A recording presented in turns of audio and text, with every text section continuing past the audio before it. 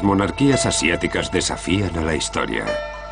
En la era moderna de la democracia, los mundos tradicionales, el misterio y los ritos causan una fascinación y un respeto superiores a los de cualquier otra época. Los monarcas son símbolos de continuidad, conexiones vivas con el pasado, amadas y odiadas a partes iguales. En Bután, el reino himalayo, al que ellos llaman Tierra del Dragón de Truenos, el pasado está mucho más vivo que el presente. Y ese choque ha provocado el cambio más radical de toda su historia. Fue algo inesperado. El rey cedió su poder absoluto e introdujo la democracia. El último movimiento político astuto en Bután vino de la mano de la dinastía Wangchuk. Para los foráneos, Bután es un reino budista más, pero para sus habitantes, el cuento es bien distinto. La historia de Wangchuk es de intriga, luchas de poder y talento político.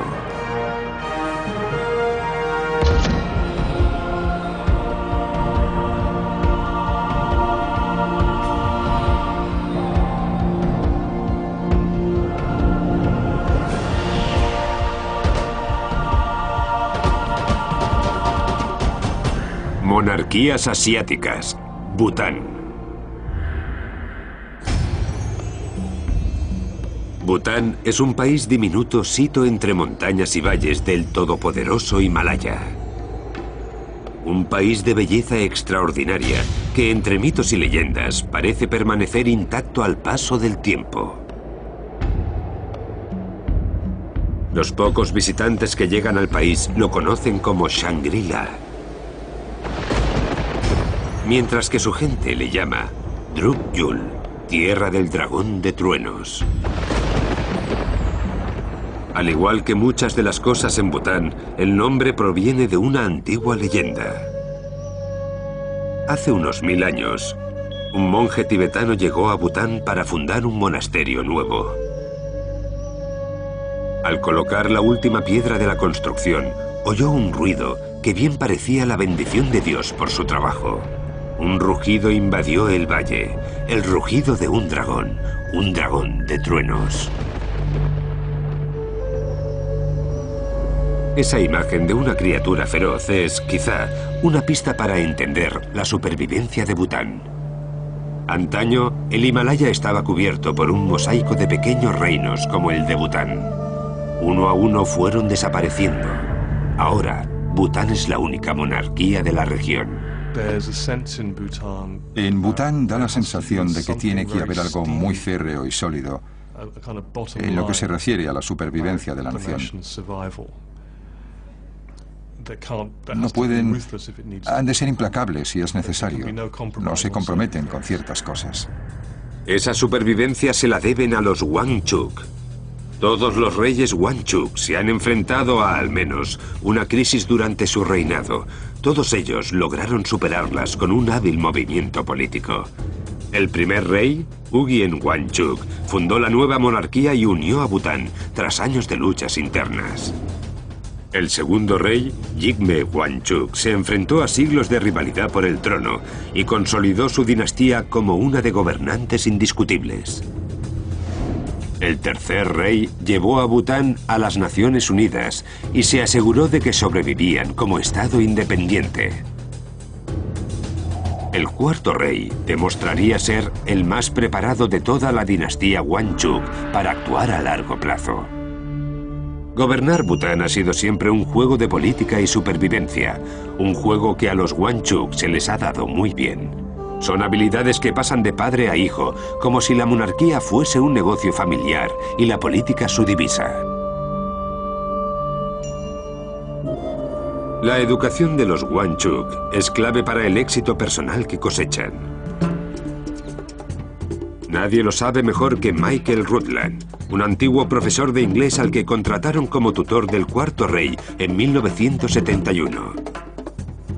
En la actualidad se ha retirado y vive en Bután, donde trabaja como enviado especial para el Reino Unido. Hoy se ha venido de visita a la escuela con un exalumno que estudió con el cuarto rey. Nos encontramos en la Academia Ugyen Wangchuk, construida en 1970 por la entonces reina de Bután, para que acudiese el joven príncipe que tenía 15 años. Sin embargo, no recibió ningún trato de favor. Enseguida se convirtió en uno más de la clase, con el resto de sus compañeros. Por aquel momento, no nos sorprendió. Éramos un grupo normal de 20 personas, y Su Majestad se esforzó en todo momento por demostrar que no había diferencia alguna. Era un hombre muy considerado y compasivo. Una persona que se preocupa por los demás, amigo de sus amigos. Es una forma muy sana de educarse. Los reyes, desde pequeños, los futuros reyes, se han criado con sus padres todo el tiempo. No se les aísla. Permanecen junto a su padre y ven de primera mano qué hace, cómo lo hace y en qué se basa para tomar decisiones. El cuarto rey, Jigme Singye Wangchuk, tomó una decisión sin parangón: cambiar el papel de la monarquía para siempre. Renunció por voluntad propia al poder absoluto y entregó la democracia al pueblo. Se trata de una decisión que su hijo ahora deberá supervisar. Aquí, en Thimphu, capital y sede de la política del país, estos cambios se han recibido con interés. La gente ve a los Wangchuk como gobernantes sabios y benevolentes que han sabido guiar al país durante épocas de grandes cambios. Por eso unos pocos temen a la democracia. Fue algo inesperado. Sería justo decir que en los 12 meses que siguieron al anuncio del rey, si hubiésemos hecho una encuesta, habría salido que el 99,9999% estaba a favor de mantener el absolutismo real. Todavía muchos creen que un político jamás podría reemplazar a los reyes de Bután. Si le soy sincero, señor, no me gusta la democracia. Prefiero un monarca. La democracia, señor, la he visto en otros países, sobre todo en aquellos más cercanos, como la India. ¿Tienen tantos problemas? Nosotros somos una nación, un pueblo. Nos gusta nuestro rey. Para nosotros es como un segundo Buda, señor. Hay dos cosas que mantienen unidas a la gente de Bután: su adoración por los reyes y su devoción por el budismo. Los valores religiosos del budismo están por todos lados, desde banderas de oración hasta monumentos espirituales. Según su modo de vida, creo que es muy difícil separar la cultura butanesa del budismo. Todo lo que creen y hacen los butaneses en su vida diaria está muy influenciado por los principios del budismo y su forma de pensar.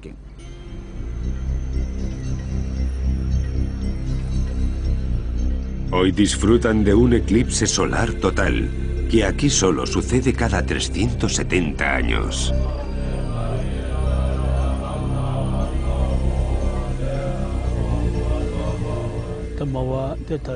El eclipse de hoy es un acontecimiento único, porque coincide el día 30 del séptimo mes del calendario lunar. Eso lo convierte en un día muy prometedor. Religión y superstición cobran un sentido especial.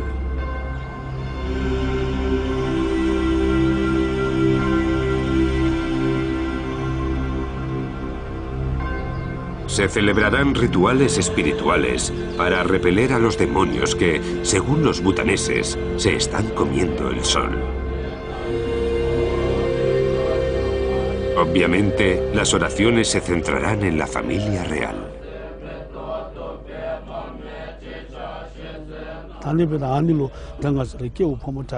Hoy es un día maravilloso, con múltiples consecuencias buenas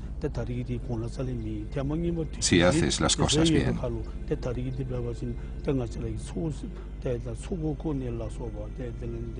Consiste en realizar ofrendas a Dios y recitar oraciones.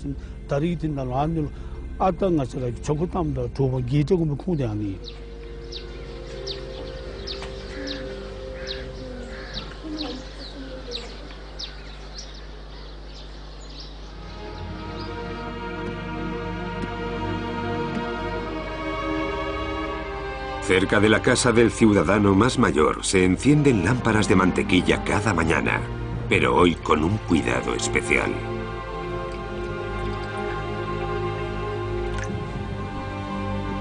En casi todas las casas de Bután se preparan como santuario una habitación entera y la mitad de la planta superior, una práctica muy común. Y justo en la puerta de al lado, con el mismo esmero, se prepara una habitación para los reyes. No por casualidad. Los Wangchuk se apresuraron a oficializar una religión nacional al darse cuenta del poder de unir los conceptos de Dios con los de la corona. Los reyes son muy importantes, un símbolo de unión. Están ahí para velar por el bienestar de las tres secciones entrelazadas de la sociedad. La clase superior, la clase media y los pobres. Son los responsables del desarrollo del país. Y por todo ello amo a nuestros reyes y colecciono fotografías de la familia real siempre que puedo. El vínculo indeleble entre religión y monarquía fue clave en la historia de Bután y de sus reyes. Pero la imagen de una dinastía sabia y brillante que entrega su bendición al pueblo es solo una parte del conjunto global. Al igual que cualquier otra monarquía, también tiene un lado oscuro. Accedieron al trono a costa de muchos otros, pues no eran los únicos gobernantes que habitaban estos valles. Hubo un tiempo en que en Bután vivían reyes sacerdotes, príncipes tibetanos y monjes exiliados.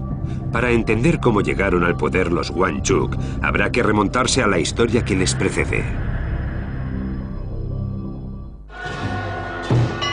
La familia real de Bután es todo un enigma. Las raíces de su poder en esta tierra misteriosa y desconcertante son muy profundas. La monarquía de Bután apenas tiene 100 años de vida, pero cuenta con una historia de gobernantes previos y de influencias extranjeras que se extiende unos 1000 años. La posición geográfica de Bután ha sido siempre de vital importancia para su historia. Está casi oculto entre la India al sur y China y el Tíbet al norte. Fueron de hecho los refugiados y exiliados de esos países vecinos quienes introdujeron ideas nuevas en el país, ideas que irían dando forma al futuro de Bután. Uno de los primeros visitantes extranjeros era un maestro de budismo tántrico llamado Guru Rinpoche, que llegó de la India en el año 747. Dice la leyenda que escapó a Bután a lomos de un tigre. Llegó aquí y trajo consigo el budismo por primera vez. Así que se trata de un personaje muy importante. La imagen que tenemos de él, el rasgo por el que todos reconocemos a Guru Rinpoche, es su sombrero. En segundo lugar, el pequeño bigote. Y, por último, el dorji o rayo que llevaba en la mano derecha, más el bastón de 3 calaveras que llevaba en la izquierda. Guru Rinpoche estableció el budismo Mahayana como religión dominante de Bután. Desde entonces forma parte intrínseca de la historia de la nación. A Rinpoche lo conocen como el segundo Buda de Bután.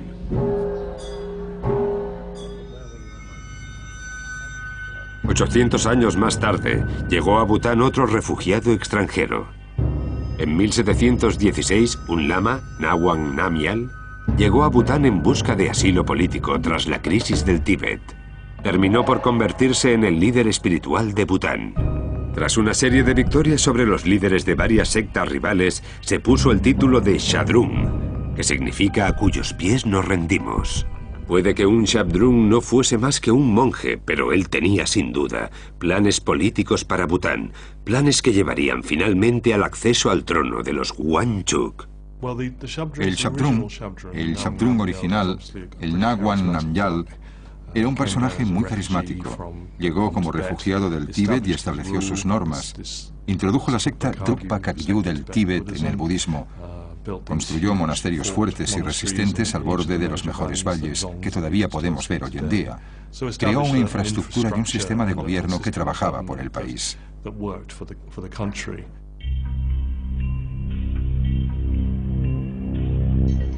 Songs son enormes monasterios fortificados que el Shabdrung situó en lugares estratégicos por todo el país.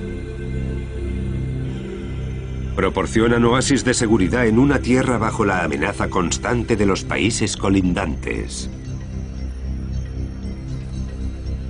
Aunque la red de Songs por el país la estableció el Shabdrung, fue el Penlop o señor de los Songs quien los controlaba como sedes militares y económicas. Uno de aquellos monasterios en particular iría cogiendo con los años más y más poder. Paso previo al éxito de los Wangchuk, que estaban destinados a convertirse en los señores de aquella poderosa fortaleza. El Song de Trongsa es uno de los más impresionantes de Bután. Se construyó en 1650 y fue la herramienta que usó el Shabdrung para hacerse con el poder de todo el este de Bután. Estos Songs no solo eran importantes por razones políticas, también movían mucho dinero. Cada uno de ellos estaba situado en una ruta comercial de gran relevancia, y donde hay comercio, hay tasas. Este gran río, el Mangdeshu, es, en cierto modo, vital para el poder económico de este Song, porque solo hay un puente que lo cruce, y justo al otro lado de ese único puente hay un camino que te lleva irremediablemente a las puertas del monasterio. No había otra opción más que pasar junto a él, lo que implicaba tener que pagar impuestos, para lo que tampoco había escapatoria. Por eso, este Song, en particular, se hizo con tanta riqueza y tanto poder. Fue precisamente el poder de los señores de ese monasterio los que pronto se convertirían en una amenaza para el Shabdrung. Para mantener su liderazgo, necesitaba establecer una línea de sucesión, su propia dinastía. Como budista que era, creía que se reencarnaría una y otra vez, que al final lograría el éxito. Era ese concepto budista lo que, según él, le daría la clave para mantener su posición. Sin embargo, falleció en 1651 y la corte no sabía cómo reconocer al Shabdrung reencarnado en su nuevo cuerpo.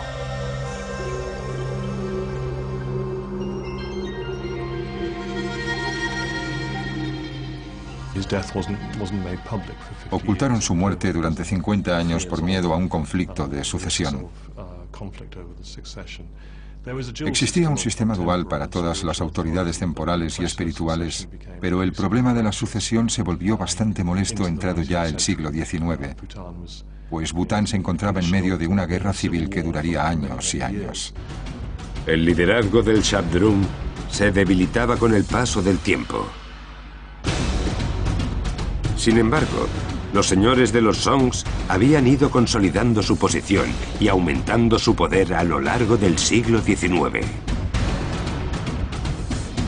Y los señores de los dos monasterios más importantes vieron llegar su oportunidad. Los señores de Paro al oeste y al este los de Trongsa, los Wangchuk. Fue durante aquella época que el Imperio Británico posó su mirada sobre este diminuto reino. A principios del siglo XX, los británicos temían una amenaza rusa desde el norte y querían llegar al Tíbet para establecer una alianza anglo-tibetana. Ugyen Wangchuk, que sería el primer rey, se postuló como asesor, intérprete y guía de los británicos cuando estos invadieron el Tíbet. De ese modo ganó el favor y el apoyo de los recién llegados, que supieron agradecérselo más tarde. Se celebró la Convención Anglo-Tibetana en 1904 y Ugyen Wangchuk fue nombrado caballero al servicio del imperio. Aquel acto aumentó su poder y le permitió dar fin al gobierno de los Shabdrung. Así se hizo con el control de la administración civil de Bután. En 1907 se reunieron un grupo de monjes budistas y oficiales del gobierno para establecer una monarquía nueva y absolutista. Ugyen Wangchuck sería el primer rey hereditario.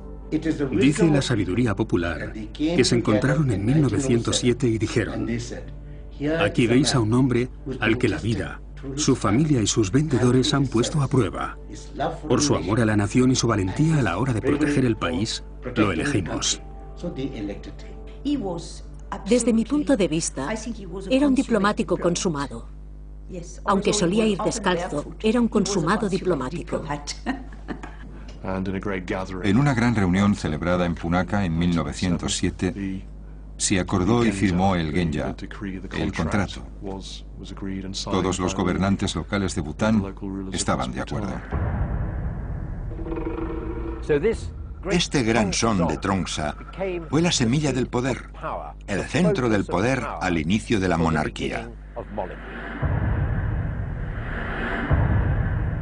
El nuevo rey había ganado un trono gracias a su fuerza y su habilidad política, pero para gobernar realmente en su reino necesitaba la devoción de su gente, la misma devoción que sentían hacia los Shabdrung, los líderes espirituales.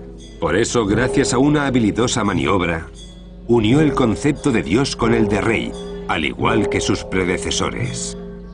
Y lo hizo uniendo la corona con el símbolo de la divinidad Shabdrung, el cuervo. El cuervo es un símbolo del dios budista Mahakala. Ngawang Namgyal, el primer Shabdrung, había decidido supuestamente dejar el Tíbet y trasladarse a Bután cuando vio un cuervo de vuelo portentoso volando en la misma dirección que él. Así que asoció ese ave con su profesión y con Bután. Los reyes Wangchuck llevaban una corona en forma de cuervo. Fue así como unieron los dos linajes y como eliminaron una posible rebelión por parte de los Shabdrung. De forma simbólica acaban de absorberlos. La corona en forma de cuervo le daba legitimidad espiritual al gobierno, pero todavía tenía que someter a los rebeldes de otros songs. Ugyen Wangchuck se pasó los 20 años que siguieron a su coronación uniendo Bután hasta que falleció en 1926. Su hijo Jigme Wangchuck lo sucedió en el trono. Durante su reinado, los songs de Bután se sometieron al control real de una vez por todas. Al menos por el momento, en Bután reinaba por fin la paz. El nuevo rey logró ganarse el corazón de sus súbditos. Y lo hizo construyendo palacios nuevos en el reino, palacios que visitaba con frecuencia para mantener el contacto con su gente. Este es el palacio Kunga Rabden, que era la residencia de invierno del segundo rey. Se construyó en 1932 y se mantuvo abierto de forma continuada hasta la muerte del monarca en 1952. El rey salía de su residencia principal en procesión, seguido de cientos de caballos, cientos de sirvientes que bajaban por la colina hasta la entrada de este palacio de invierno para servir al rey y la reina. La aldea entonces cobraba vida.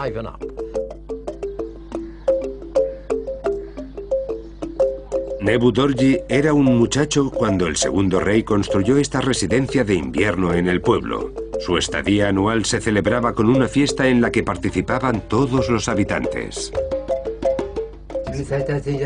Solíamos trabajar en los arrozales.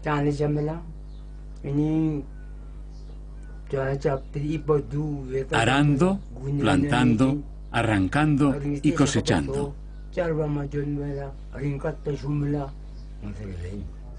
Cuando pienso en ello, sé que fuimos felices. El rey era estricto, pero tenía buen corazón. Si se reunía público frente a palacio, el rey lanzaba regalos por la ventana, como algodón indio, monedas, caramelos. Los niños se apresuraban a coger lo que podían y el rey se reía. Nos lo pasábamos bien.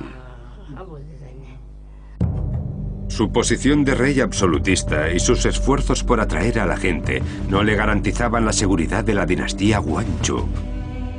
La familia real butanesa tuvo que enfrentarse a problemas de legitimidad durante los primeros años de gobierno por la reencarnación de varios Shabdrungs que reclamaban su puesto. Sería uno de los mayores retos a los que se enfrentaría el trono del dragón, pero también demostraría de lo que eran capaces los Wangchuck si veían en peligro su supremacía.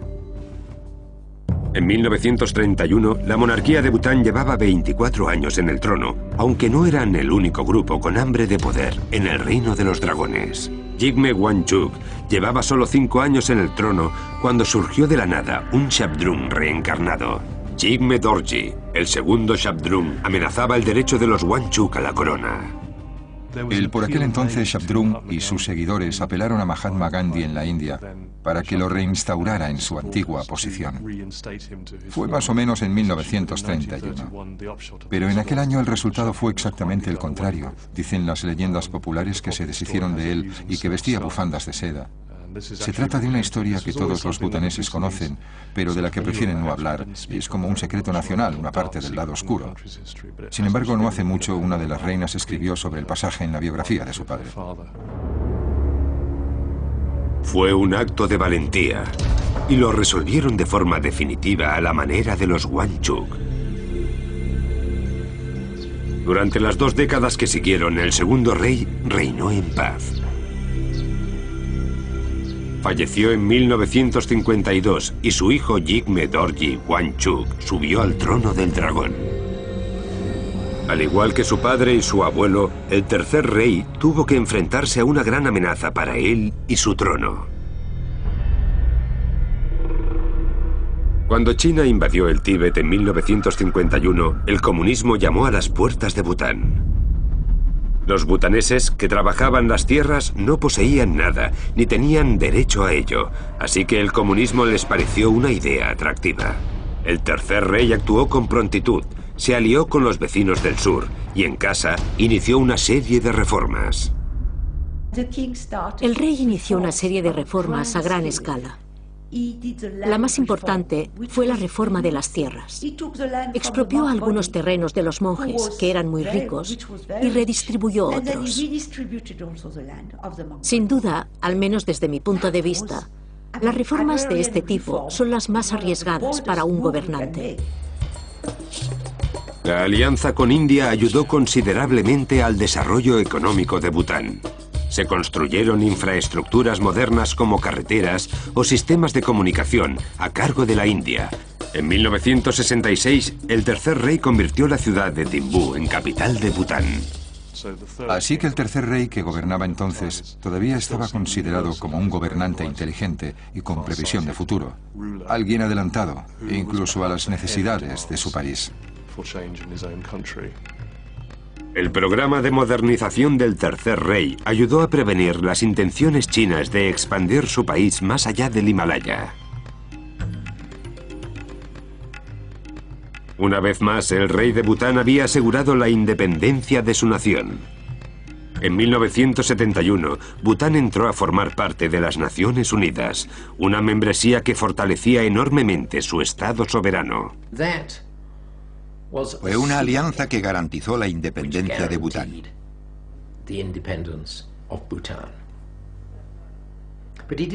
Pero no se conformó con eso. Cuando Bután se abrió al mundo exterior, no tuvo más remedio que reformarse en su interior. Construyó una Asamblea Nacional porque se dio cuenta de que la gente necesita participar en su propio gobierno. Ese fue, de hecho, el primer paso para una democracia constitucional. Durante los 20 años de reinado de Jigme Dorji Wangchuck, Bután logró grandes progresos.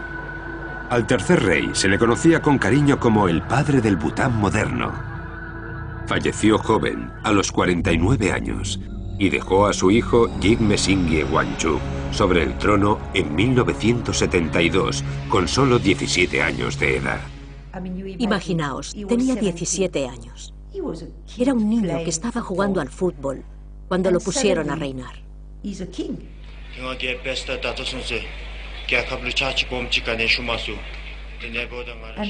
Desde el principio, el cuarto rey se mostró comprometido con Bután y su gente. Quería modernizar el país sin dejar a un lado esa riqueza única de su tradición, lo que llevan en el alma. Bután acaparó los titulares internacionales en 1972, cuando el cuarto rey de su historia introducía una nueva política nacional. La riqueza del país no se mediría en dinero, sino en felicidad nacional bruta. Esa felicidad nacional bruta es ahora su seña de identidad. Los líderes políticos que quieren parecer radicales vienen a Bután con la esperanza de que se les pegue algo de esa magia política. Economistas y planificadores de todo el planeta han intentado formalizar y medir esa felicidad nacional bruta para aplicarla fuera de Bután. Es un mantra que muchos adoran y del que otros tantos se burlan, pero los políticos butaneses tienen que luchar muy duro para que no pierda sentido y sea verdaderamente relevante para el progreso del país. Nosotros interpretamos la felicidad no como un placer, que es la idea que tiene casi todo el mundo, sino como un sentimiento profundo de satisfacción que yace dentro de nosotros mismos. Por eso miramos nuestro interior. Si lo ves así, la felicidad nacional bruta se convierte, por lo tanto, en una responsabilidad del gobierno o en un mandato del gobierno para crear un entorno donde los ciudadanos puedan perseguir su felicidad. Esa es la esencia de la felicidad nacional bruta. Bután ha logrado vender una imagen de sí mismo al mundo exterior como Edén del budismo, la tierra de la felicidad. Pero dentro se enfrentaba todavía a una crisis de identidad sobre lo que significaba ser butanés. Bután es un país muy diverso étnicamente. Hay 3 grupos étnicos mayoritarios y muchísimos minoritarios. Ninguno de ellos cuenta con una mayoría absoluta sobre los demás en cuestión de número. Están los Ngawang Namgyal, la gente del noroeste del país, grupo del que proceden los reyes de Bután y gran parte de la clase gobernante. También están las gentes de la frontera sur del país, mayoritariamente de origen nepalés o inmigrantes que llegaron hace relativamente poco, probablemente entre 1865 y 1930. Esta mezcla étnica nunca había sido un problema hasta que la población de origen nepalés que habita en el sur empezó a influir en la sociedad butanesa y a pertenecer a la clase media del país. En 1991, el rey y sus ministros reaccionaron de inmediato para promover la conservación de la cultura y la identidad de Bután. Y de repente, en menos de un año, se hizo pública una nueva legislación sobre el matrimonio, la ciudadanía, la propiedad de las tierras, y empezaron también a llevar trajes nacionales a los acontecimientos y lugares oficiales.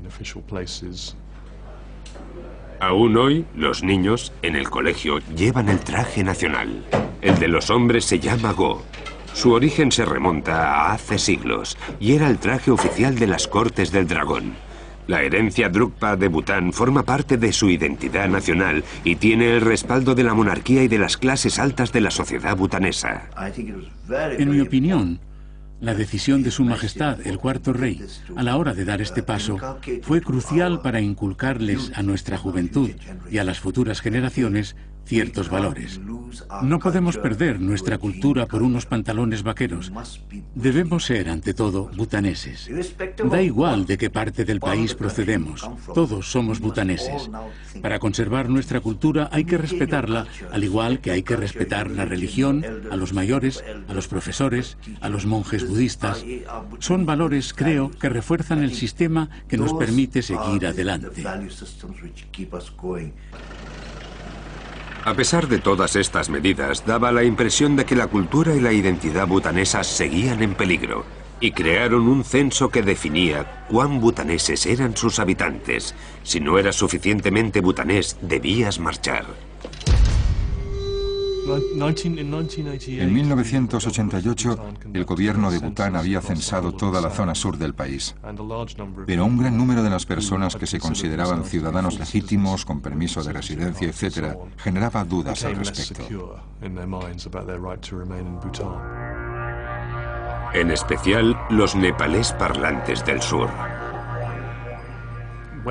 Cuando explotó la tensión política, muchos cogieron miedo.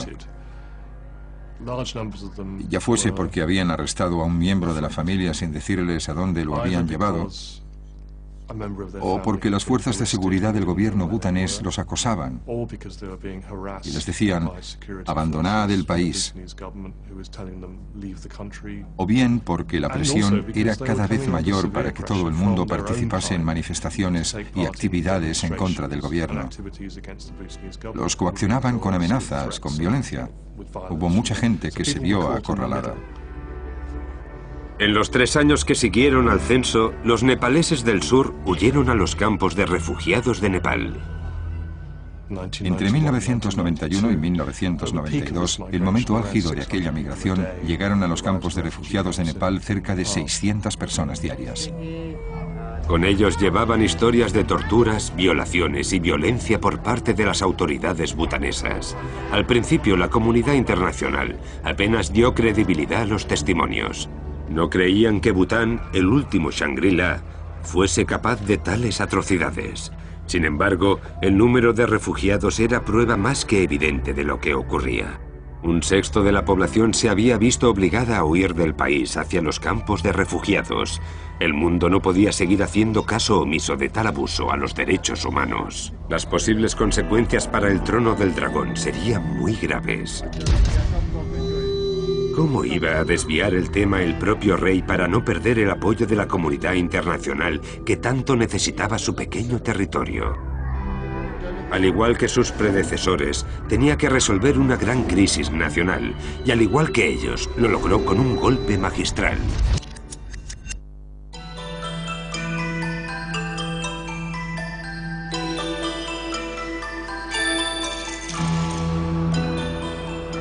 El reino himalayo de Bután cree estar bendecido. Su gente ha disfrutado de un siglo de paz y estabilidad sin precedentes. Y se lo agradecen a sus monarcas, los 5 reyes que gobernaron con tanta sabiduría y buen hacer. La filosofía económica de Bután es famosa en el mundo entero. La llaman felicidad nacional bruta y enfatiza los principios budistas sobre la persecución de la satisfacción sin placeres materiales.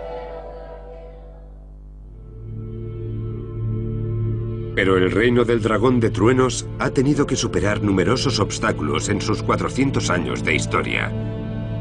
Amenazas de sus gigantes vecinos y una división interna a pesar de la reducida población. En las últimas décadas del siglo XX, no fueron ni la guerra ni la religión las que golpearon Bután, sino la política étnica y la opinión mundial. Costó asimilar que echasen a los nepaleses a la fuerza. El rey se enfrentó a una condena internacional que sacó a la luz el sistema real de Bután. Cómo se sentaba día tras día en su trono como monarca absolutista e inmoral. La imagen de Bután quedó gravemente dañada. Pero siguiendo la tradición Wangchuk, el rey tenía un plan. Poco a poco había ido modernizando el sistema político del país. Era el momento de hacer el cambio, de pasar de la monarquía absoluta a una monarquía constitucional que acercase la democracia a su gente. Otro ejemplo de la sabiduría Wangchuk. Siempre supieron ver de qué lado soplaba el viento para ir, si cabe, un paso por delante de él. Durante la década de 1990 reforzó el poder de las organizaciones democráticas y en 1998 incluso dio al gabinete la capacidad de despedirlo a él. Por extraño que resulte, el mayor escollo a la hora de instaurar la democracia fue el propio pueblo. La gente rogaba, por favor, no. Le hicimos preguntas relevantes como, ¿por qué? Y el propio rey nos contestó que un país tan pequeño y vulnerable no debería estar en manos de una sola persona, menos tratándose de una persona elegida por lazos de sangre y no por méritos. No creo que haya muchos lugares en el mundo donde un rey haya tenido que animar e incluso forzar al pueblo a aceptar la democracia y a reducir su poder. Y seguro que hay aún menos países donde el rey o gobernante haya viajado por todo el territorio nacional explicando el porqué a la gente, dándoles tiempo a acostumbrarse al concepto. En muchos países del sur de Asia y otras partes del mundo, la democracia se interpreta como democracia electoral, la fachada, sin la cultura de la democracia. Y eso es sinónimo de violencia política, de corrupción política. Por eso la gente preguntaba por qué. Lo decían de corazón, si todo iba bien, ¿por qué tenían que cambiar las cosas? Bután entró en estado de shock. En el espacio de un año, se publicó un borrador de constitución que prometía libertad de pensamiento y expresión. Se crearon varios partidos democráticos y se estableció una edad de jubilación obligatoria para el rey, los 65. La gente no quería aceptarlo. Era como si su padre se hubiese marchado de casa y hubiese dejado todo en manos de su hijo. Pero ahora, claro, el hijo no sabía muy bien qué tenía que hacer. Fue un golpe tremendo.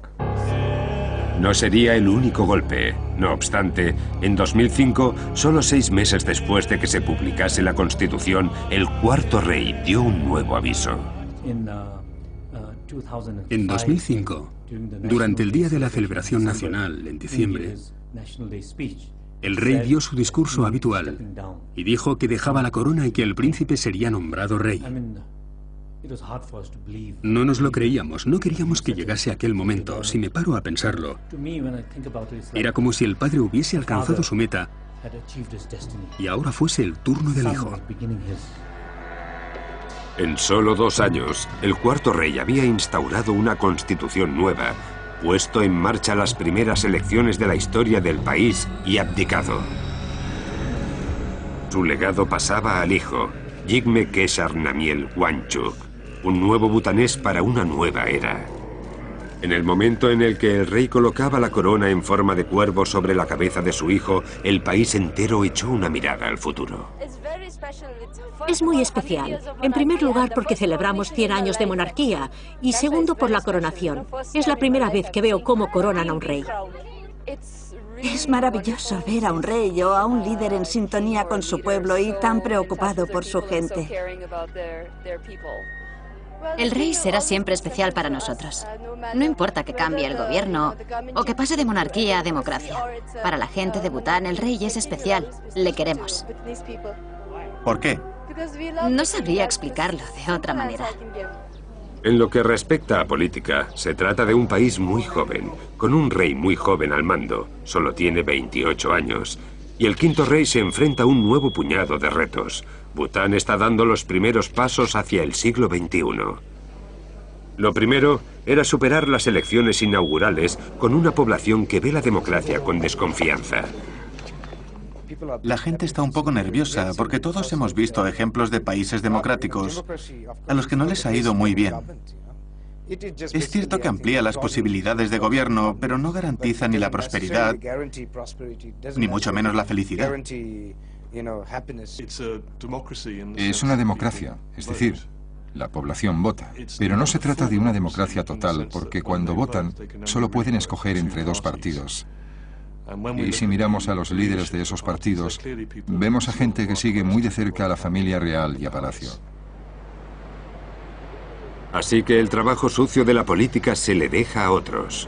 La introducción del sistema democrático fue algo que el cuarto rey elaboró minuciosamente para mantener el estado de monarquía y la relevancia de la posición del rey en el mundo actual.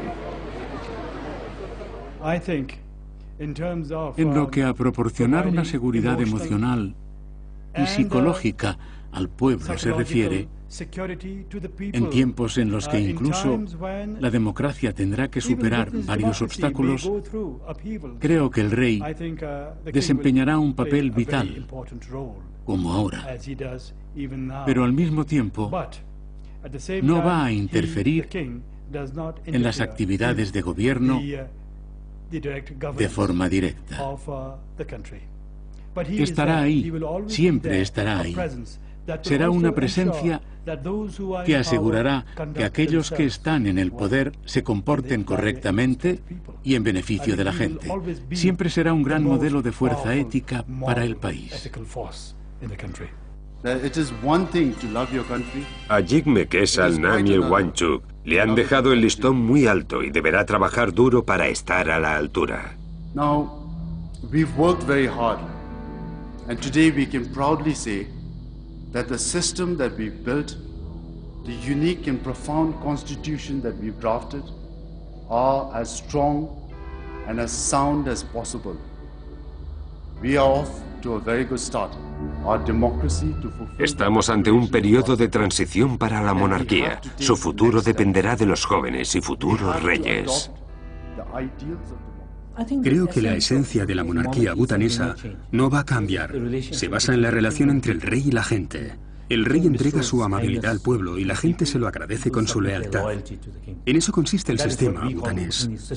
Lo que ha pasado aquí es que todo sucedió de manera simultánea. El rey ya no es jefe de gobierno, es decir, no se encargará de las tareas diarias de planificación de carreteras, escuelas, hospitales, etc. Y que ahora ha instaurado un sistema de gobierno democrático en el que se incluye un parlamento y un organismo judicial que se encargará de otros asuntos prácticos del gobierno. No obstante, el rey seguirá estando en contacto con la gente. Su fuerza seguirá llegando al pueblo y por eso el pueblo le demostrará su amor. En las ciudades más pobladas de Bután, el terremoto de la democracia apenas ha provocado temblores. La vida se desarrolla como de costumbre y se mantiene el consenso de que si el rey quiere la democracia, entonces ¿quiénes son ellos para discutírselo? Y en los templos del país, los monjes siguen adelante con sus tareas diarias igual que antes, administrando las necesidades espirituales de la gente. En Timbú crece la clase media, cada vez más influyente y educada. Una clase media que disfruta del tiempo libre en templos y santuarios a las afueras de la ciudad. La cultura de Bután se centra en los pueblos y su monarquía forma parte del día a día de sus habitantes. Me gustaría destacar una cosa.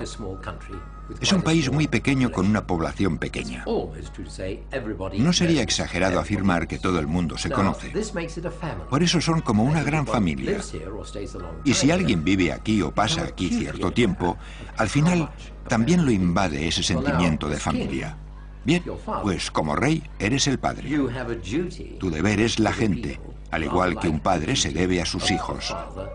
Al tratarse de un país tan pequeño, con esa atmósfera familiar tan desarrollada, el sentimiento del deber también es más fuerte. Los vínculos que unen la familia real con su pueblo se ven en los deportes, por ejemplo. El deporte de los reyes, el tiro con arco, lo practican también los súbditos con el mismo entusiasmo que su monarca.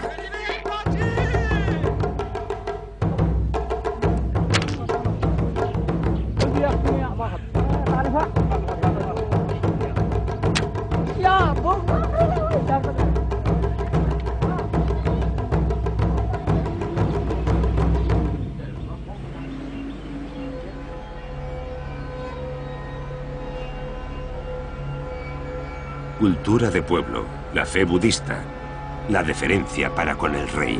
Todos estos son valores que envuelven a la gente. El impacto de la vida moderna a través de los turistas, la televisión e Internet irá cambiando a Bután de algún modo, pero el cómo dependerá de ellos mismos, de los butaneses, no solo del rey dragón. No es un hombre, es todo el país, las mujeres, la familia, el sistema que conforma una nación. Será la familia, la unidad familiar, la que preserve la cultura de Bután. Durante el último siglo, la dinastía Wangchuk ha ido un paso por delante de su gente, los ha sabido guiar. Los líderes ven el presente, los grandes líderes ven el futuro. Y Bután ha tenido mucha suerte en ese sentido. Por eso, como país, ha logrado sobrevivir al paso del tiempo. Para que Bután siga existiendo, el nuevo rey tendrá que demostrar sus habilidades políticas y su visión de futuro, al igual que sus predecesores. El quinto rey no dudará en enfrentarse ni a los viejos retos ni a los más recientes. Su habilidad para manejarlos contribuirá a su éxito como monarca. I want you to love your country in the most intelligent manner. You must always keep in mind that it is one thing to love your country, it is quite another to love it intelligently.